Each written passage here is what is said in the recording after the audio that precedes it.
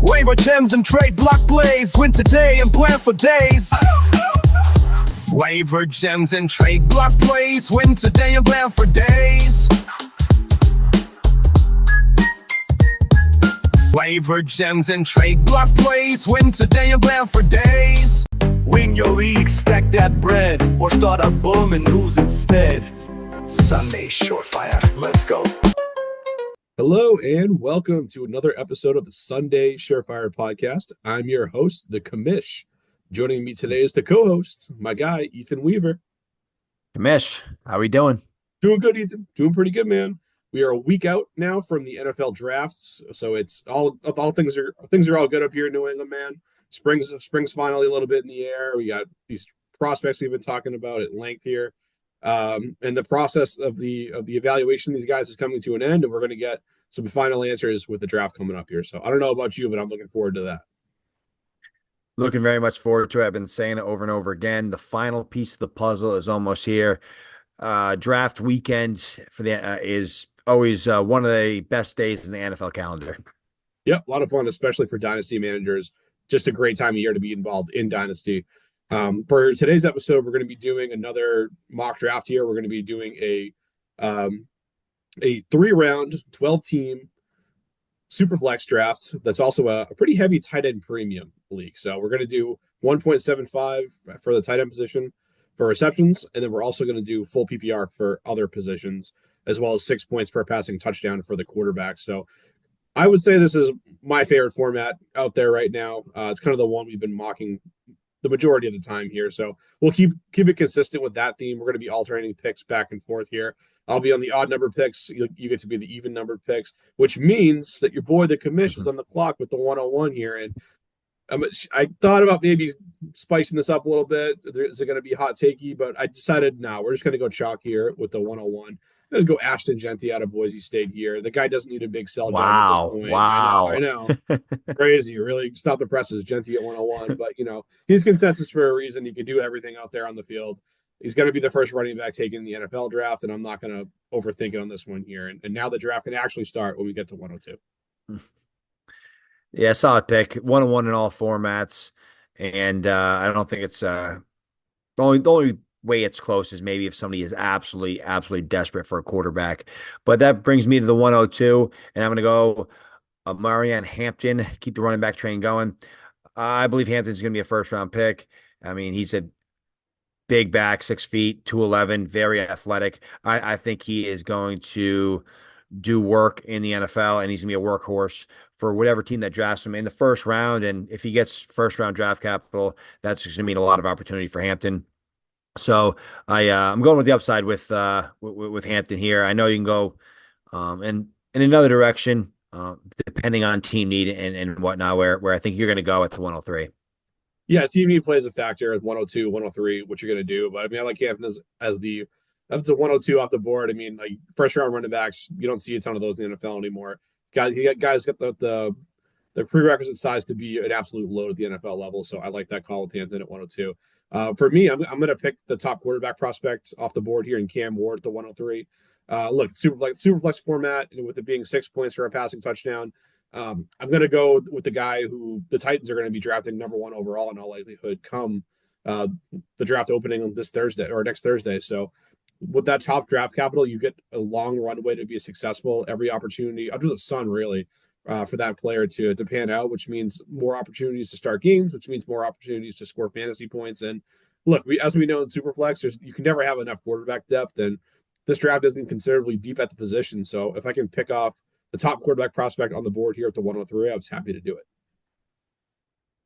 Yeah, I think it's a pretty easy call there with Cam Ward. I think Cam Ward has a lot of talent, and he's definitely warranted in the top 3.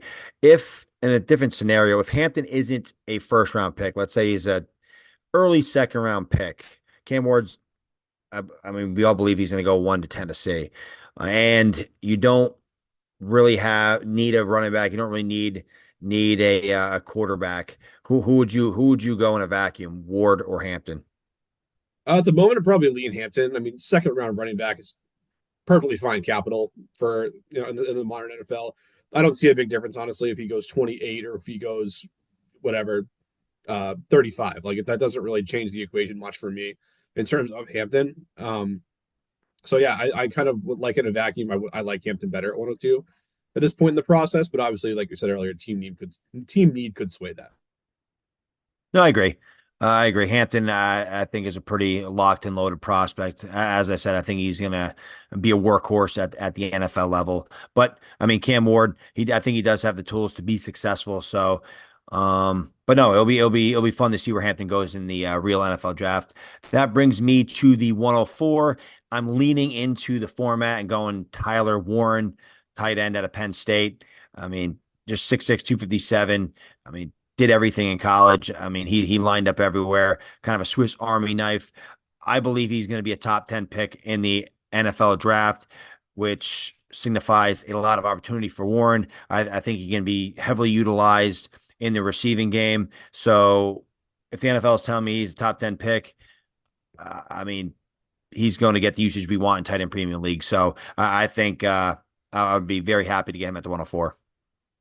Yeah, Warren should be the first tight end selected in the NFL draft. I mean, he just for what he can do in the blocking game as well as what he can do in the receiving game. I think he's the most complete tight end in this draft for sure. And yeah, heavy tight end premium formats. These guys are essentially cheat codes when it comes to fantasy scoring, and you can start two or three of them. So even if you have a good tight end on your roster that you feel really good about, like you can start another tight end in your flex spot, and you'll feel really good about that, especially if you're getting a highly productive one. So like the Warren pick. I think he's going to be a good producer. But I went wide receiver at the 105 here, going Ted McMillan out of Arizona. And he seems to be fading just a little bit in dynasty circles this offseason. Not a ton, but there's been a little bit of movement on him depending on where you look. And I think that really just comes down to us as managers having a lot of time off this time of year to kind of really just dive into these prospects and find little things here. So maybe some of that's popped up with Tet, maybe not in some people's books, but I'm not letting him get outside the top 5 picks in this draft. He's going to be a first round pick, whether some other guys sneak up ahead of him in the actual NFL draft or not. I don't really care. I'm just going to lean into what I've seen out of Tet the last 2 years at Arizona, and that big frame just screams touchdown upside at the next level, and I want pieces of it on my dynasty team. I do agree that Tet's kind of been falling, and as you said, in the dynasty circles, and it sounds like sometimes in NFL circles as well. So he's definitely going to be a name to look for next Thursday night. I mean, he's going to be a first round pick. I feel like in the beginning of this process, people were locking him as top 10. Now they're saying he might not even be a top 20 selection. So it'll be very interesting. But I do think he should be the first receiver off your dynasty board. But obviously, in the NFL, they love their speed. I mean, there's rumors that Golden could be the wide receiver one in the NFL draft. I mean, there's a lot of different things that can happen, but I think Tet he's still the wide receiver one on my board, and to get the wide receiver one in the class at the 105, I think is a solid selection. Are you buying into that speed here at 106 with Golden?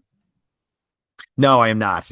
Come on, you know me. I got to go back to the running back. Well, There you go. I'm going to my RB3, Quinshawn Judkins. I just think this guy, with his size and his power and his contact balance, I see big things for him in the NFL.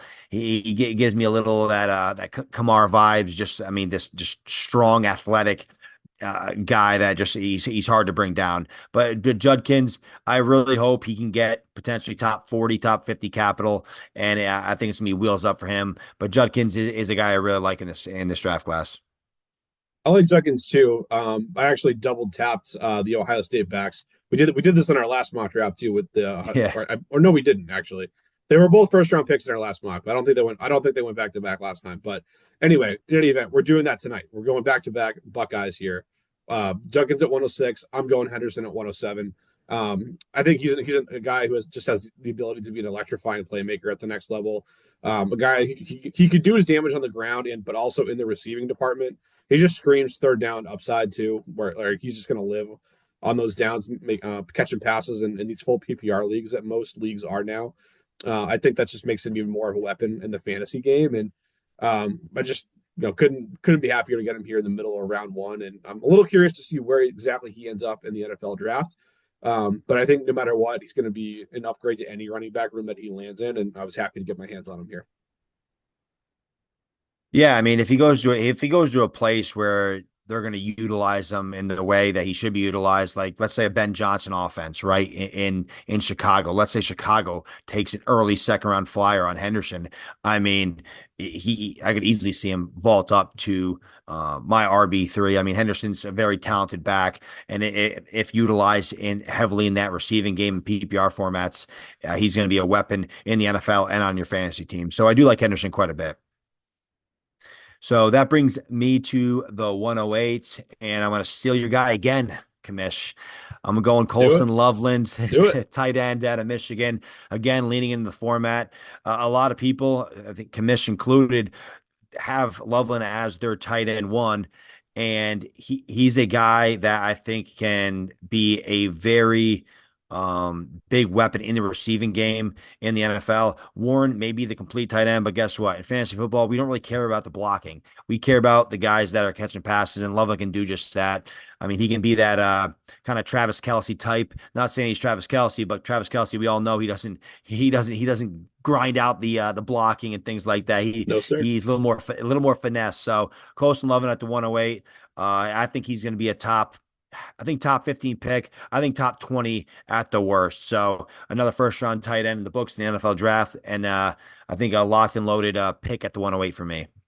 Yeah, love this pick. I was going to take it with the next one, but you sniped him here in the format, but and good on you for doing it.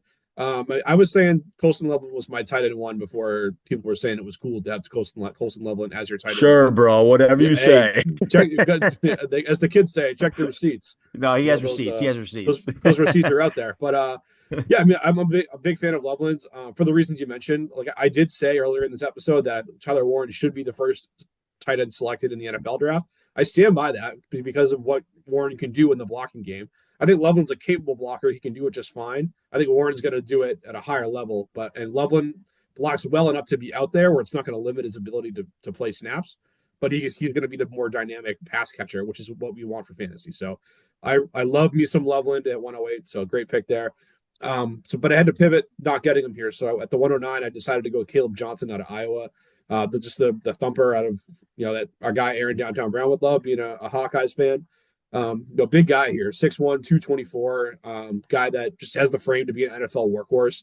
And if he lands in the right situation, he could be just crazy productive on the ground. And I know kind of the around combine time, him running that 4.5, the 4.57 40 wasn't exactly what we wanted to see. Like, do we want him to be a little faster? Sure, of course we did. But I mean, like I said, he's 224. Like the guy's that's perfectly serviceable 40 time. I'm not going to let that slip in my rankings. And if other people want to let him drop down dynasty boards, I'm going to be happy to scarf up shares of him at a little bit of a discount if I can do it. And like I said, if this guy gets the right fit in round 2 of the NFL draft for a landing spot, he could be a double-digit touchdown guy easily. Easily. And as you said, I hope he falls in rookie drafts because of that 40. I mean, a 4.57, it's still over 100 speed score, but I mean, he's a big back. I mean, David Montgomery, he was in the 4.6s. Josh Jacobs, 4.6s. James Conner, 4.6s. They're all great running backs. They're great on your fantasy team. No, I don't think anything's going to change with Caleb Johnson. He as far as I'm concerned, I've said it before, he ran in the 4.5s. He checked the box. I think I think it's still wheels up for Caleb Johnson. So I definitely like that pick at the 109.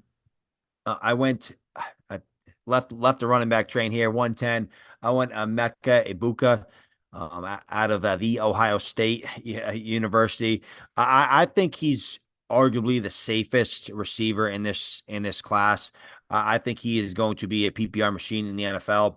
The latest mock draft by Chad Reuter had him going 18 to the Seattle Seahawks. I don't really get the fit there with Jackson Smith Njigba, but I do think Emeka Ibuka is going to be a first round receiver. And as I said, I think he's very safe. So I was happy to get him in the back end of the first round. Yeah, I think Ibuka is one of the safest running back prospects in this draft. He's my WR2 at the moment right now, and so I really like this pick here at the 110. He's one of those guys that he's been at Ohio State for a while and played with a lot of great players. I mean, in his time there, he played with Garrett Wilson, Chris Olave, Jackson Smith and Jigba, Marvin Harrison Jr., and Smith as well, who's going to be a 2027 1.01 probably.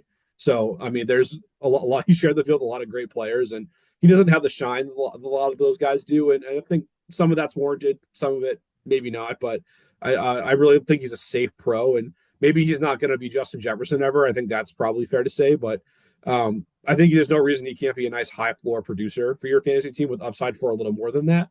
And if you're getting him in the late stages of round one in your drafts, I think it's no brainer selection there at the 110. But I'm going to go complete opposite of what I just said in terms of like high floor, low, maybe a lower ceiling, and I'm going to go with that ceiling that we touched on earlier with Matthew Golden at the 111 out of Texas. And the reason he has such a high ceiling and the reason he's going to be a first round NFL draft selection is the speed. Like you just can't teach 4.29 speed, folks. Like Golden is going to be a guy out there who could fly. So scouts are going to endear themselves to that. There's going to be talk that even though he's not a perfectly refined prospect by any means, he's going to go in round one because he has that ability to be a game breaker. If he can land in the right situation, they can harness that in the right ways. So, I don't necessarily think he's like the material to be the first receiver off the board in the NFL draft, but that could happen, but he's going to go in round one either way. So I'm not thinking too hard here. In the late stages of the first round of Superflex drafts, I'm perfectly confident taking my shot on Matthew Golden of Texas.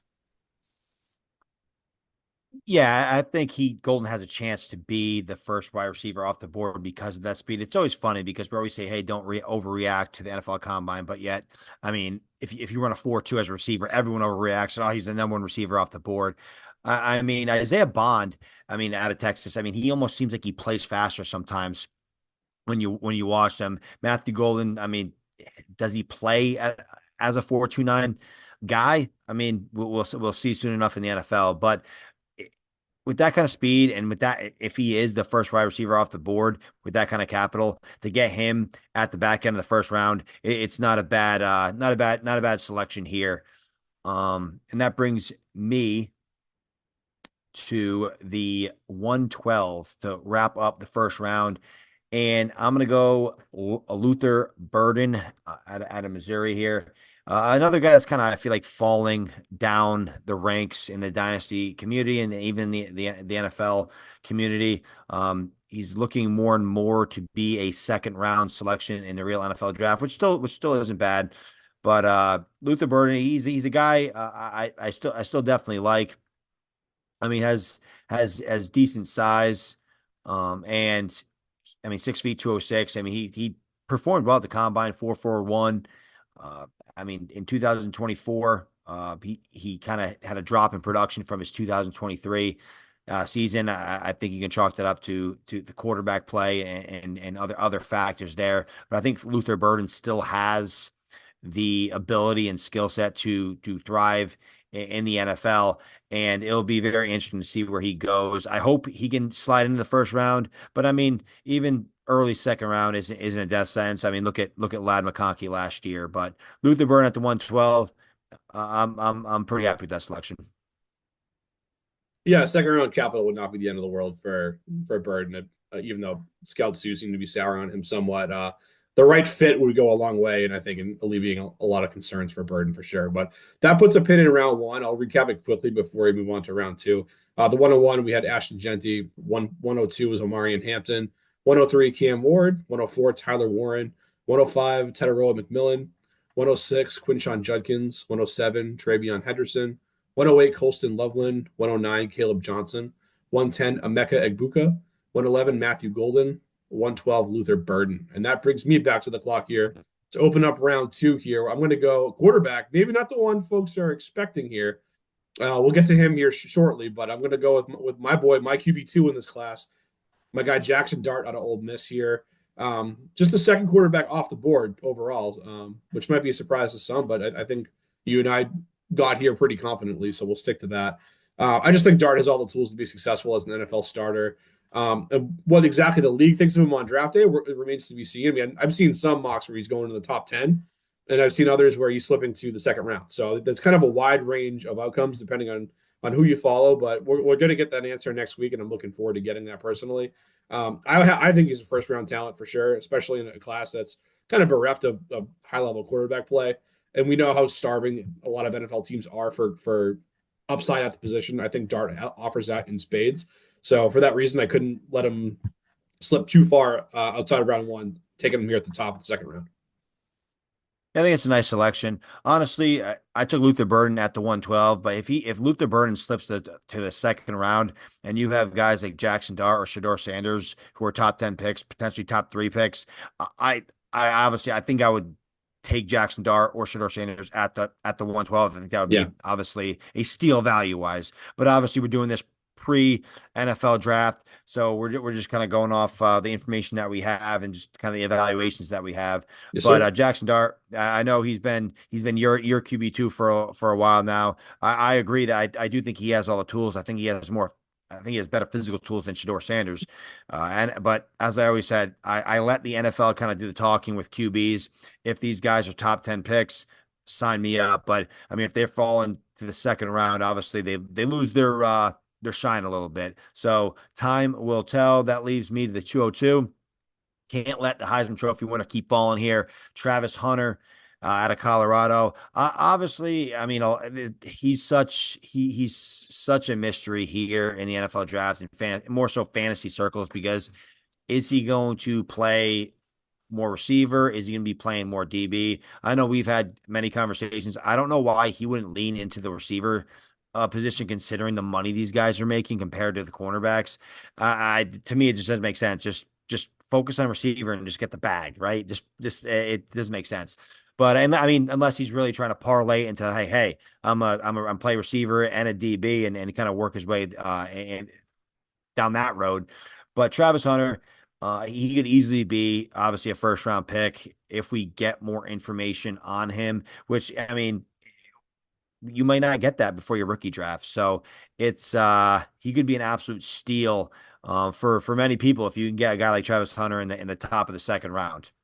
Yeah, he's worth the gamble there, even if he's a part time offensive player and it doesn't pan out for you. I think it's worth taking the cut there to see if you can get an elite playmaker on your hands. And yeah, I would love to see him be a full time wide receiver. I think every dynasty manager would. And it's he wants to do the both ways thing. That's fine. We'll see how it pans out for him. But hopefully he lands in a spot that needs wide receiver help badly enough where they can't ignore him. Like I mean, if your team is starving for receiver talent and you have this guy sitting there, like him being a corner is like, okay, what are we doing here? If we can't score points, why is this playmaker playing on our defense when we can use him on our offense? So I don't really get it either, but we'll see how it pans out. And smart, like I said, when it comes to these Colorado guys, we're going to actually double tap Colorado guys here. The slide for Shedeur Sanders is finally going to come to a stop here at the 203. And I think I can say confidently, just based on our conversations, that I speak for both of us on this one. It's no secret that you and I were not really fans of Shedeur Sanders as a prospect, being a first round pick. Obviously, in this mock, he wasn't a first round pick in our last exercise either. So just to be clear, though, it's got nothing to do with any of the, at least for me anyway, any of the off the field stuff. Him being cocky in interviews, who his dad is, not really interested in any of that personally. I'm just not sold on him being a long term viable NFL starter with like a high upside traits. His arm's fine, I'll say that. I don't think it's special by any means, and I don't think he's quite as athletic as he thinks he is. Like he's not No. some guy who's going to run around there and be like this, Lamar Jackson crazy playmaker with his legs by any means. So I think he's kind of pigeonholed into like if he's going to succeed as a pocket passer at a time where the NFL is really transitioning away from that in a lot of ways.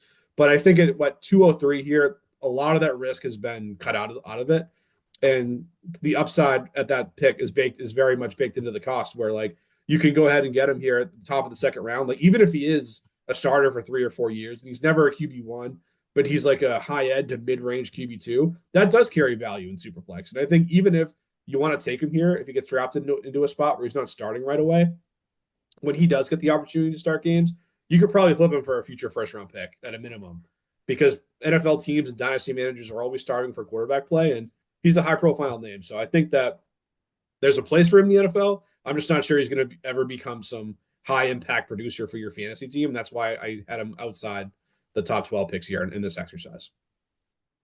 Yeah, I mean, if Shador Sanders is a top 10 pick, top 3 pick, he deserves to be in the first round of your dynasty rookie drafts. I mean, let's be real. Kenny Pickett was a first round pick a few years ago in dynasty drafts. So Shador Sanders, I mean, just by pure, in my opinion, just in in terms of just trade value. That's why I'd get him, just like you just said. I mean, everybody needs quarterback. So, and if Shador is, I mean, a back end QB too, I mean, they still have some value. Yeah, So that like we just brings, said, just to put the pin on this, the last two guys we yeah, talked about, both the Colorado kids, where they end up and what their outlook looks like a week from now is going to go a long way in determining where they're actually drafted and where we have them on our boards too. 100%. Yep, 100%.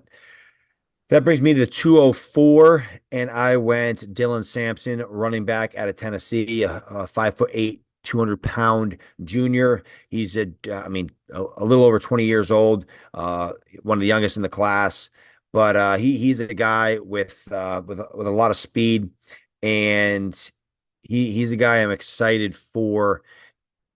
Hopefully, he gets third round capital. But I mean, he had a very good a year, a very good career at Tennessee. As I said before, he wears that Tennessee orange number 6. Gives me that Kamara feel. So, but he's not Alvin Kamara, but I do like Dylan Sampson's game, and I'd be happy to get him in the middle of the 204, middle of the second round. Obviously, a lot can change with the NFL draft. The player I'm going to take in a couple of picks, I could easily see him vaulting him depending how the NFL draft goes. Yeah, Sampson's got a lot of upside here, so I like him as a second round pick. For my 205, I ended up going with Trey Harris out of Ole Miss, teaming up with Jackson Dart's former teammate. What I like about him, I think he can be an starting X wide receiver right out of the gate in the right landing spot. He was absolutely blowing up last season with Dart at Ole Miss before he was slowed by injuries. Then actually ended his season early, on pace for over 1,500 yards, which was going to be a crazy. I think we'd be talking about him differently if he stayed healthy for the duration of the 2024 season, but just wasn't meant to be on that front. I think all this guy needs is round 2 NFL draft capital, and people are going to really start to take notice of him. Maybe you could say this archetype of prospect maybe has a high bust rate. People see like Jonathan Mingos of the world. I think like maybe he can't play, but I think Harris is more polished than that. I think he can do more as a pro, and I was happy to take a crack at him here at the 205. Hey, if Trey Harris goes to New England in round 2, you might as well just stay away because they can't draft receivers. Uh, Hey, the could be. opportunity is there. Maybe just maybe with Josh McDaniels, they can turn and Drake May, they can turn it around. So maybe they're No, due to hit one for crying out loud. one they're due, and obviously if he gets New England capital in the second round, he's a very high second round pick. He's going to be the number 1 sooner than later with Diggs obviously at age 31. So that would obviously mean a lot of opportunity for Trey Harris. So I think his value would go up, even though New England is not typically known for drafting their receivers well. We are not. So that brings me to the 206. Going to stick to running backs, and I'm going Cam Scatterbo. This guy runs like a Tasmanian devil. I mean, it's so hard to bring him down. His contact balance is unbelievable. I mean, he put Arizona State on his back in the college football playoff, and his burst is just through the roof. He had that 39.5-inch vertical, 10 foot 3 inch broad at 5'10", 219 pounds. I mean, very, very solid BMI. I think he can be a very solid back in the NFL. I know people are kind of poo-pooing his 4.65 at the pro day. I get it. It's a pro day, and the 4.6 is not ideal, but I mean, he's a football player, and NFL teams want to draft good football players. So his dynasty value, I think, hinges a ton on draft capital. I think if you can get drafted in the top 4 rounds, I think he's going to get the opportunity he needs. And I think once he gets that opportunity, I think he's going to show out. But it would be awesome to get third round capital. Right now, Chad Reuter has a mocked 120 to the Tennessee Titans. Obviously, that would be a very crowded backfield with Pollard, Spears, and Scatterbo. So it'll be interesting. But he's one of the he's a lot of fun to watch when you put on the tape. Yeah, the NFL draft is absolutely huge for him, and that's going to be the case for a lot of the guys that we talk about pretty much from this point forward. I mean, Yeah. landing spot matters for every prospect, but especially these guys that we're taking, second, certainly as well into the third round. So a lot of guys fall into that category. We'll see where Scat ends up. So looking forward to that. For the 207 though, I went to the wide receiver position. I'm going Jalen Noel out of Iowa State. Tested really, really well at the combine. Productive guy for 2 seasons in college. I like his game a lot for the modern NFL. Maybe this is a guy a little undersized at 5'11". Maybe 20 years ago, I'd be scared off by a player of this archetype. But I think he can be a slot weapon in the NFL and just really fit in seamlessly from day one in the right landing spot. So, like I just said, the landing spot, the draft capital matter for this guy, but I think he has the ability to do damage as a pro in the right spit. And hell, he's even a guy too. He's sneaky. Like he's got a lot of long touchdowns on his resume too for a guy who is a little bit undersized and you don't necessarily think of as a go up and get it type of guy. He can do a little bit of that. So not just your classic kind of old school Patriots East West receiver. I think he can do a little more than that. So big fan of Jalen Nolan. I was happy to grab him at the 207. Yeah, I think Jalen Noel could be one of these guys. When you look back at the 2025 class, you're gonna be like, "Wow, how did he fall that far into the second round?" And this guy, I mean, athletically, he's got it. I mean, you put on the tape, he has, and he was great in the combine and the on-field drills, and he was great, and he crushed the Senior Bowl. This guy has done everything he needed to throughout this entire process to put his name out there and give himself legitimate draft capital. So I'm very excited for Jalen Noel. I think that's a great pick there. That brings me to what are we on here? The 208. And I'm going to go to his teammate, Jaden Higgins. Jaden Higgins, I mean, another very athletic guy. I mean, at 6'4, 214, he ran a 4.47 and had a 39-inch vert, 10'8" broad, just a very athletic, big-bodied receiver. I mean, 87 grabs, 1,183 yards, and 9 touchdowns in 2024. Jaden Higgins is I think has a lot of potential with that size and athleticism. I think he's going to get second round draft capital. I'm very excited for the Iowa State Cyclone receivers here. That's right. We double tapped him again. Yeah, Higgins is a good pro too. Very different from Noel. Two guys that complement Yes. each other very well in their playing days together. I think they're good NFL prospects for different reasons. So I was a fan of that pick at 208. Now it's my turn to take a tight end here, Ethan, at the 219. You pick the first couple guys off there. I have Elijah Arroyo as my tight end 3 of this class pretty easily, honestly.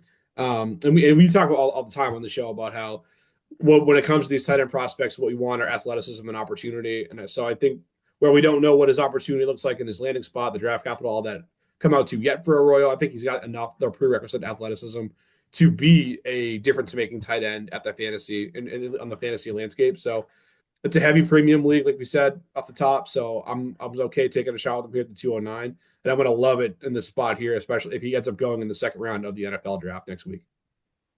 Yeah, we both like Arroyo a lot. I mean, 6'4", 251. I mean, obviously he had a tough college career with the injuries, but bounced back from those injuries to have a productive 2024.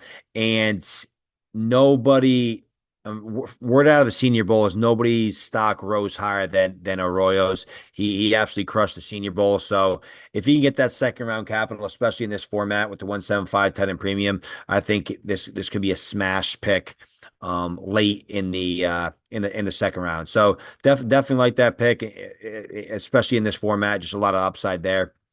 That brings me to the 210, Devin Neal.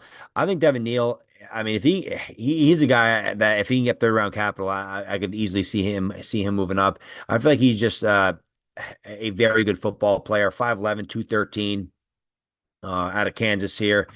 4.58, not crazy fast, but he's in the 4.5s as a running back. He had decent burst with 37.5-inch vert, 10'4" broad, but I mean, he had 4.3 yards after contact per carry. He had a 36.5% force missed tackle rate, which is top 10% of his class, 9.3% explosive run rate, which is 20-plus yard runs. And he had a 53.7% success rate, which is the upper tier of any running backs, of all the running backs in this class. Devin Neal had a very, very, very good career at Kansas, being the all-time leading rusher. He was all-time leader in rushing yards, rushing touchdowns, and 100-yard rushing games. So, I mean, a very decorated career at Kansas. So to get a guy like that with that pedigree at the 210, I'd be very happy. Yeah, Devin Neal is a guy who feels pretty safe to me. and especially in this stage of the draft where we want to take shots on running backs. I'm about to take a lot of running backs here coming up Yeah. here. Yeah, you kept Uh, sniping me. yeah, Ethan's like, I want to get the running back. I'm supposed to be the running back in the late rounds guy, and I ended up being that guy. As we'll see in a minute. But just put the bow on Neil. I mean, I think he's a pretty safe guy like here. Maybe it's something about that the third to last pick in the round where I had Abuka was like that really safe guy for me at the end of round one. I think Neil's is a pretty safe running back prospect. Obviously, those guys are in very different tiers, but Neil's a guy I think you could do everything well enough to stick around in the NFL for a long time. And at the running back position, that's really all you need to be successful, at least in spurts in on the fantasy radar. Is a ton of injuries at the position, so all it takes is one of those where maybe he ends up in a committee, but there's an injury in front of him. Now he's leading the backfield for a month, or maybe even longer if he really takes hold of the job and wins it. So I think I like Devin Neal a lot, especially if I can get him at this price point.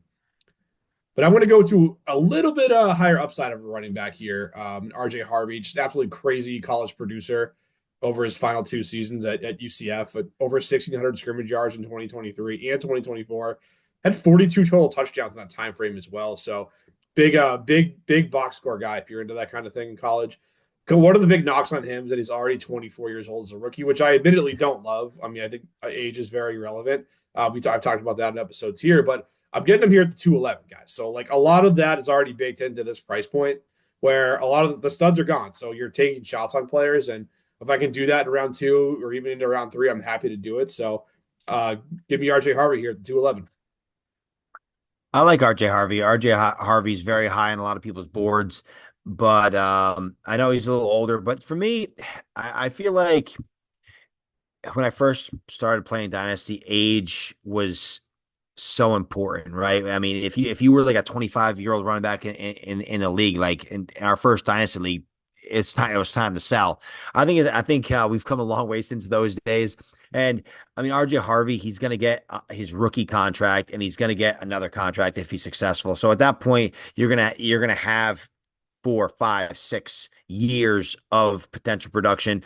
And usually, I mean, you probably should be looking at your dynasty team in a 3-year lens. So I think what it really hurts is your resale value on these players after the rookie contract. So if you're looking to like, hey, I want to use this guy in his rookie deal and then flip him for a profit, it might be tough if you're 28 years old coming off your rookie contract here or 27 years old. Sure will. But I mean, but he crushed the combine 4.40, 38-inch broad, 38-inch vert, 10'7" broad.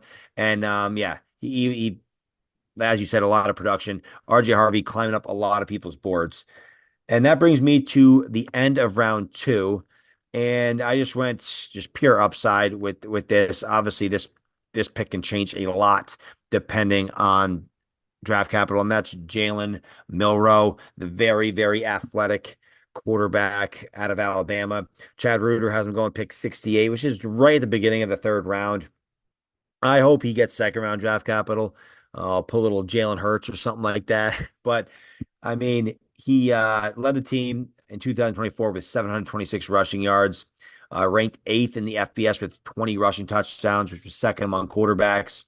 And he won the William V. Campbell Trophy, which is the top scholar athlete, academic Heisman, and he was the team captain. So I think Milroe, I think he had a decent 2024 season.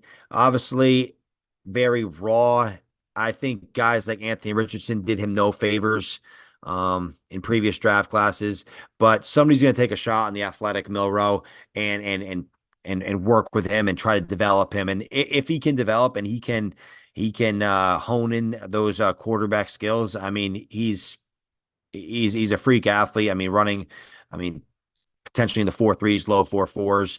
So it'll be interesting to see where he goes on draft night. Yeah, a lot of outcomes for Milroe. He definitely needs to go to a place where he can sit for a year, maybe 2 years. And Yeah, I don't know how realistic that is in the modern NFL, if I'm being honest with you. Like, we it's know like these zero. guys. Yeah, I mean, like, it's one of those guys. You see these guys get drafted, like, oh, yeah, he's going to sit for a year or two. And then by training camp, they're like, he's going to push to start this year. And, like, Yeah. so And there's no then he patience. sucks and he's back on the bench. There's no patience anymore, Ethan. And you know No, this. Like, zero. these teams, they got to get these guys out there. They have to see what they have because these GMs, unless you just got there, their clock's ticking. The head coach, same thing. Like if you don't build a winning team by year 2, you're on the hot seat. So you really has to be the right situation for him. And my worry is from watching him is when we talked about him last time, it was he makes the easy things look hard. And so I wonder like where the athleticism's there, the rushing upside's there. That's great. He has the gravy, but is the turkey there? Right? The turkey is the boring stuff, the guy who would stand in the pocket and deliver, hit the check down when it's there, and keep it moving. And then the gravy on top is that rushing upside where you got guys like Josh Allen who are blowing up because they can do both. And the gravy on the turkey is the turkey there with Jalen Milrow. I don't know. Is he just a bowl of gravy that you would never eat by yourself? So lot of outcomes there with him. But I think in the late second round of your dynasty superflex drafts is where a lot of that risk is mitigated, and I'm okay taking a shot on him here. Just for the span of the upside, park him in a taxi squad spot, and hopefully he pans out in a year or two. And if not, it's not the end of the world anyway. But with that here, let me recap round 2 and what we settled on here for this exercise. We had 201 was Jackson Dart, 202 Travis Hunter, 203 Shadur Sanders, 204 Dylan Sampson, 205 Trey Harris, 206 Cam Scatabo, 207 Jalen Knoll, 208 Jaden Higgins, 209 Elijah Arroyo, 210 Devin Neal, 211 RJ Harvey, and then 212 Jalen Milrow out of Alabama. And with that, we're transitioning here to the third round here. And I love me some running backs in round 3. I know Ethan does as well.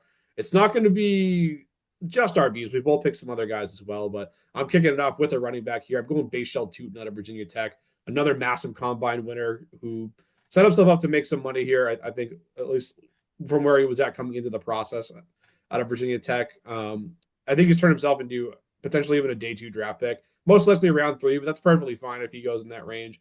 I like his utility as a receiver, and I think he can give you a little bit, just enough on the ground to be a useful pro. And with it being the third round, I was ready to take a shot on my guy Tootin, the 301. Hey, Tootin is the exact profile I love to take in the third round. Running backs with insane athletic traits, and nobody fits that bill better than Tootin there. So really, really good pick there. That brings me to the 302. Knowing who you pick next, I wish I picked that player here at the 302, but I guess I go with my pick here, and that's Alec Ayomanor, receiver, 6'2", 206 pounds, 4'4", 440, 38.5-inch vert, 10'7" broad. I mean, he was second team all ACC, led the team with 63 receptions, 831 receiving yards, and tied for the team lead with 6 receiving touchdowns. I think he has a chance to be a productive NFL receiver. I mean, has the size, has the athleticism. Lance Zierlein thinks is projecting him around 3 or 4. Chad Reuter in his mock has him going around 4.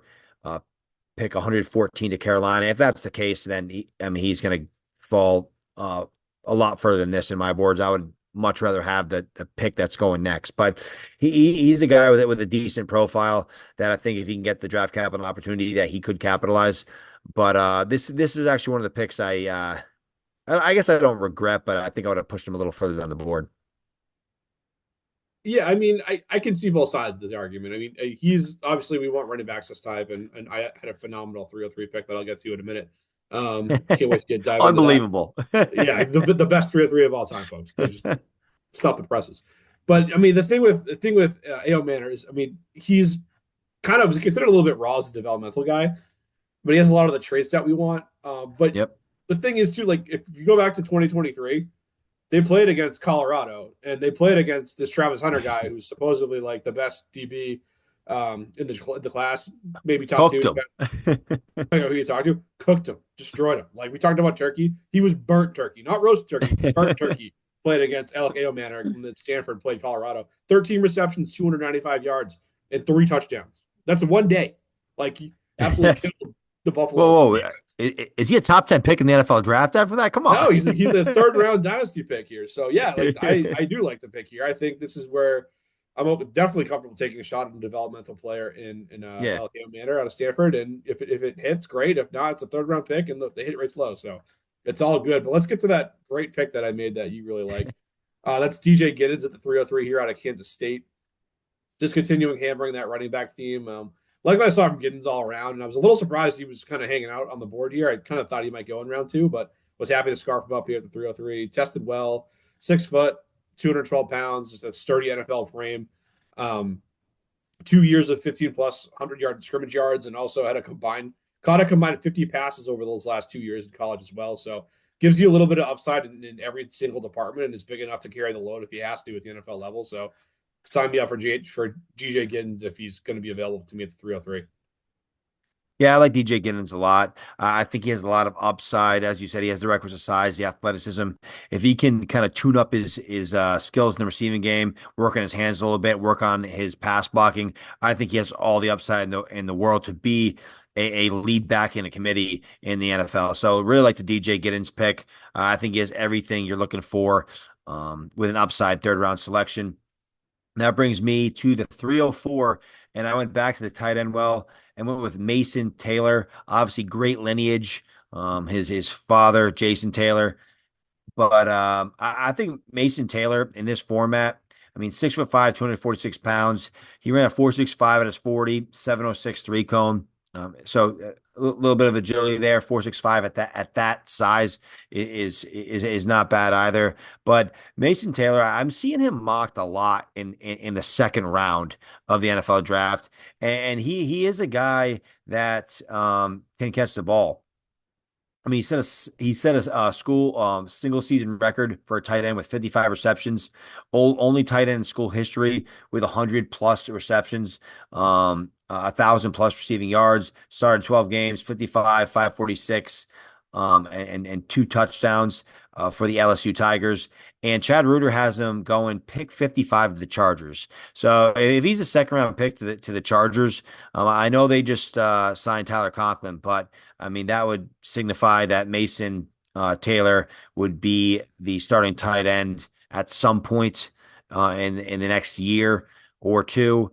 Maybe 2025, but at this point in the drafts in this format, I'd be happy to take Mason Taylor. Yeah, definitely in the format.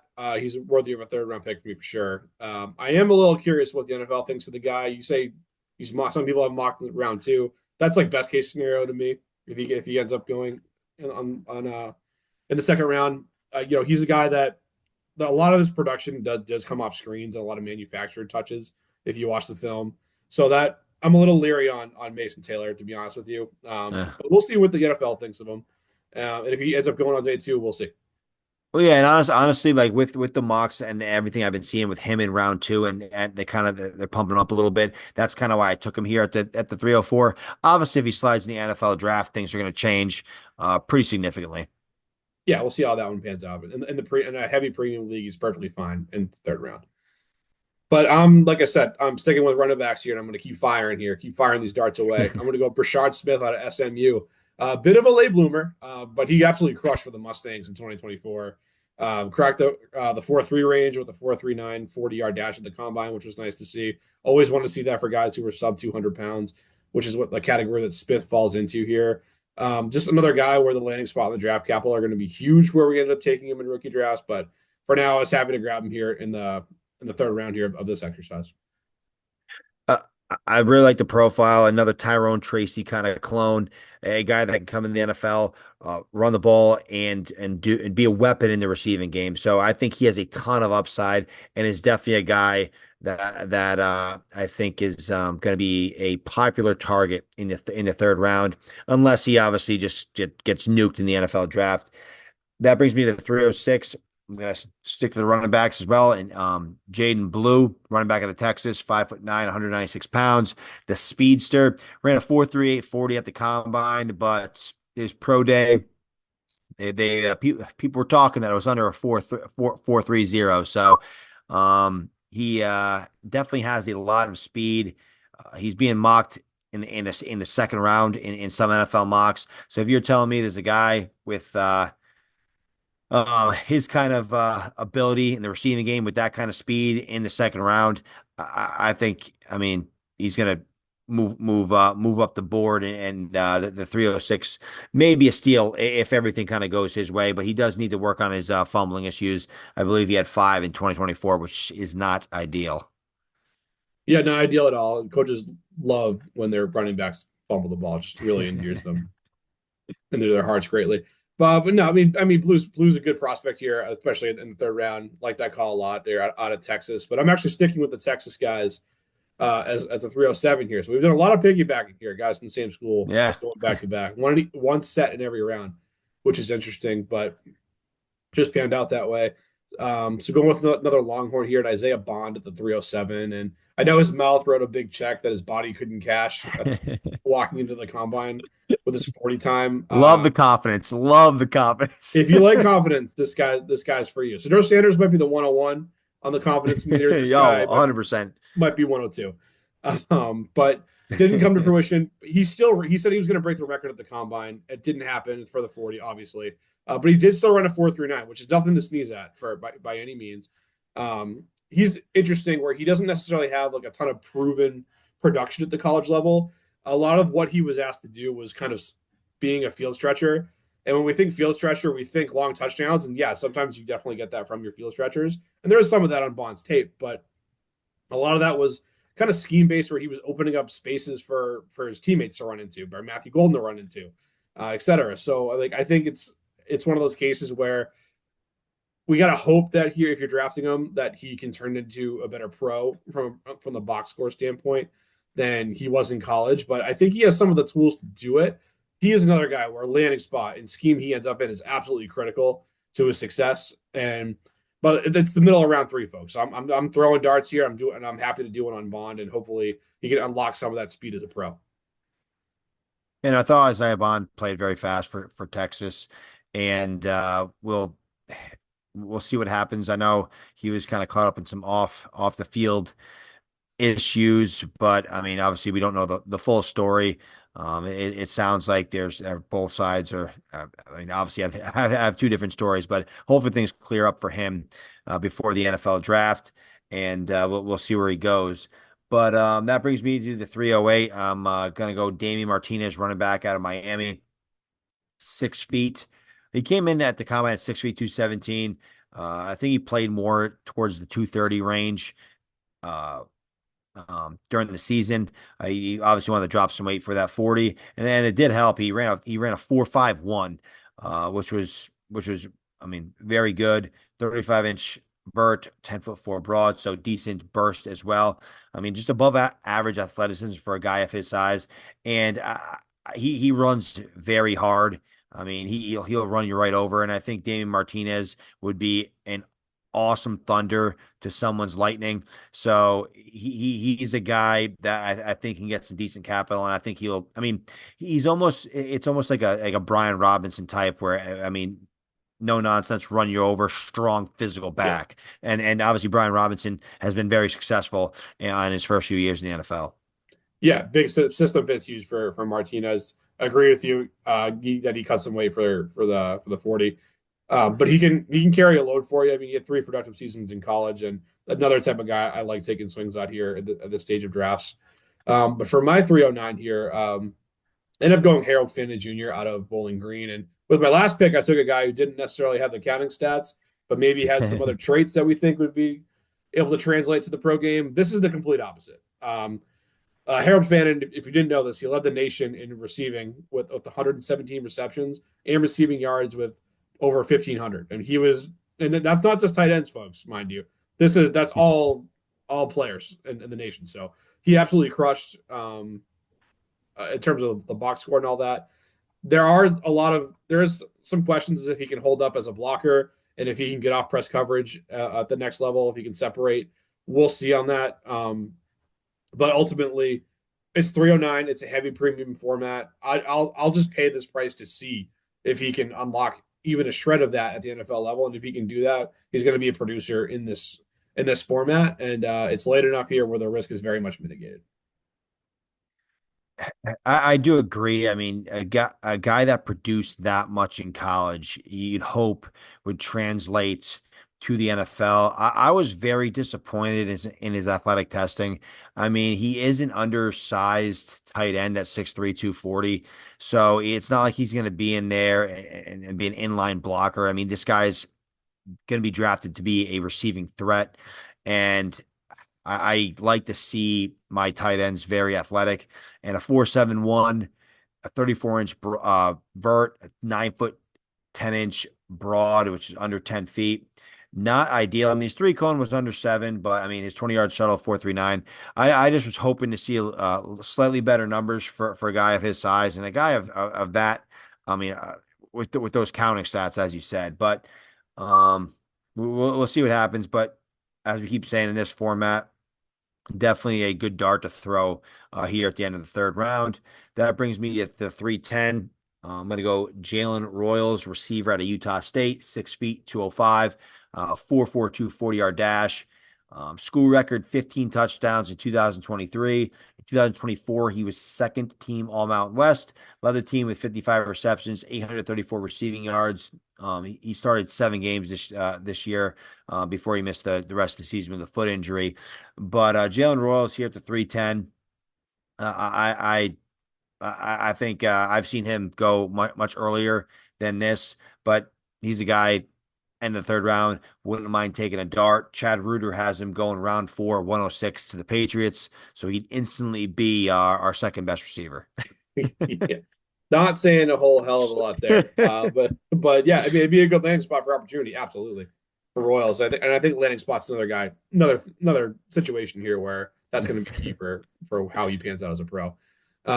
For my final pick in this draft, the 311, I'm going Ollie Gordon out of Oklahoma State. And if you and I had a time machine we could step into and we roll back the clocks 1 year, just this time a year ago, and say like, where's he going to go? Where do we think he's going to get drafted? It would be inconceivable that we're talking about Gordon being like a fringe undrafted guy in a 3 round mock, right? Would you agree? Yeah, that's why it sucks to be in the Devy League.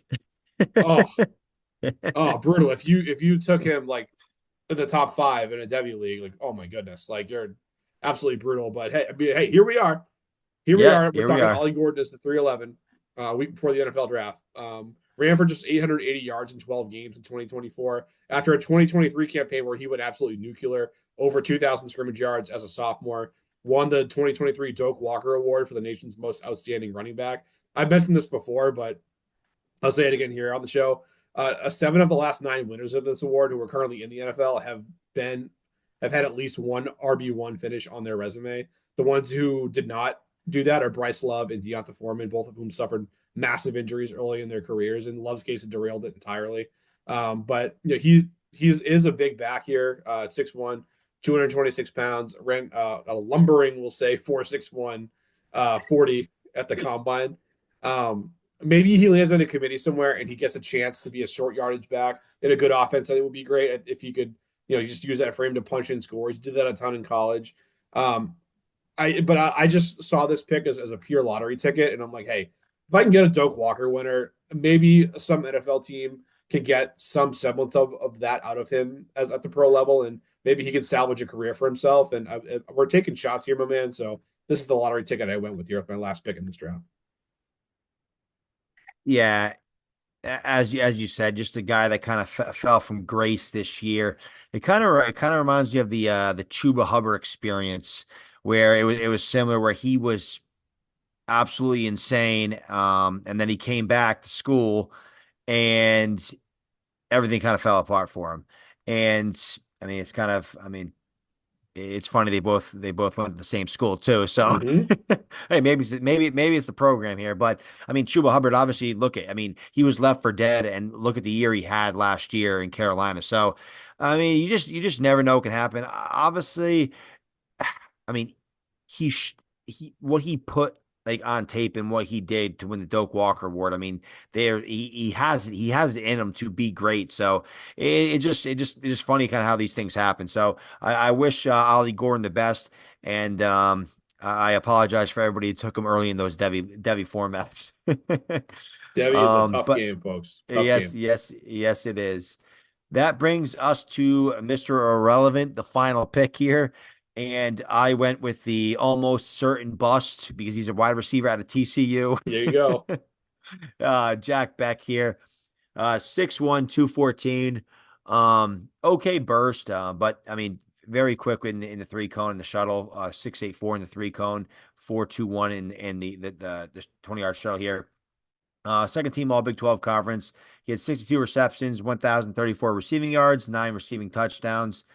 And he's a guy that I think he has the physical tools, the size, and right now he's getting projected round two, round three. Zerline has him round two. Reuter has him pick 77 to the New York Jets in round three. But I do think I think if he wasn't going to TCU, I think people would talk about him a little more. But I think at the 312, Jack Beck, a guy I'm willing to take a shot on. I mean, the 312, and this will be, I mean, there's guys that we didn't talk about that could easily overtake a few of these guys that in the third round based on draft capital and whatnot. But Jack Beck, I liked what I seen from him and was willing to take him at the last pick. Well, the good news for Jack Beck is that he doesn't have a very high bar to clear. um, No, no, he does to not. to make you forget about like guys like Josh Doxson and Quentin Johnston. So, you know, we can say that about him at least. But Yes. uh, we'll recap the third round pick here for you. 301, Bayshell Tootin, running back. 302, Alec Ailmanor out of Stanford. The 303 was DJ Giddens out of Kansas State. 304, Mason Taylor out of LSU. 305, Brashard Smith out of SMU. 302, the 306 is Jaden Blue. 307, Isaiah Bond out of Texas. 308, Damian Martinez out of Miami. 309, Harold Fannin Jr. out of Bowling Green. 310, Jalen Royals out of Utah State. 311, Ollie Gordon, running back out of Oklahoma State. And 312, Jack Beck out of known wide receiver University, TCU. That's what we have, folks, for our 3-round mock draft. If you like this exercise, please hit that like button, hit the subscribe button, and make sure you're tuning into all the Sunday Surefire action. And we're gonna have a lot more coming up here post NFL draft, where we finally get those landing spots that we've been looking forward to so much, and then we'll kind of see how the pieces are fitting together leading into the heart of Dynasty draft season. So it's a lot of fun stuff coming down the pike here, Ethan. Any closing thoughts for us here before we dip? Like I said, one of the best times the NFL calendar, the dynasty calendar, the NFL draft. So I'm going to be locked and loaded next week. Yes, sir. Can't wait to get to it, my man. Until next time, folks. Peace.